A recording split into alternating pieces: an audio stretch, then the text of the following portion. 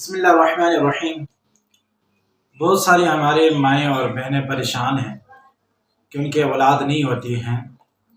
وہ 30 سال گزر جاتے ہیں، 40 سال ان کے گزر گئے لیکن اولاد ان کی نہیں ہوتی۔ بنیادی طور پر ہمارا عقیدہ یہ ہونا چاہیے کہ اولاد اللہ دیتے ہیں، جس اللہ چاہتے ہیں اولاد دیتے ہیں، جس اللہ چاہتے ہیں نہیں دیتے ہیں۔ لیکن کچھ ایسے عمل ہوتے ہیں جن کی وجہ سے ان کی اولاد نہیں ہوتی ہیں، تو بعض لوگ جادو کر جاتے ہیں، تو ان جادو کی وجہ سے بھی اولاد نہیں ہوتی ہیں، کالا جادو جسے کہتے ہیں۔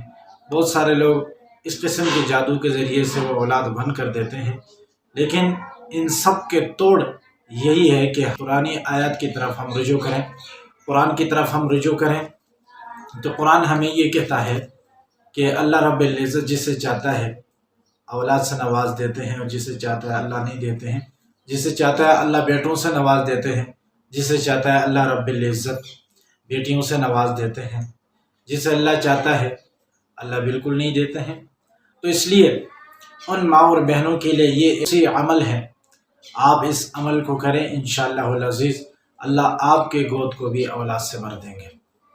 وہ عمل یہ ہے کہ قرآن کریم کے تیسرے پارے میں، تیسرا پارہ اور رکوع نمبر 12 کی یہ آیت ہیں جو آپ کی اسکرین میں نظر آ رہی ہے۔ اس آیت کو آپ نے 3 یا 7 مرتبہ پڑھنا ہے۔ 3 یا 7 مرتبہ ان آیتوں کو پڑھیں، اور پڑھنے کے بعد کسی میٹھی چیز پر دم کریں، اور دم کرنے کے بعد میاں بیوی دونوں اس کو استعمال کریں، انشاءاللہ العزیز اللہ رب العزت آپ کو بھی اولاد سے نوازے گا۔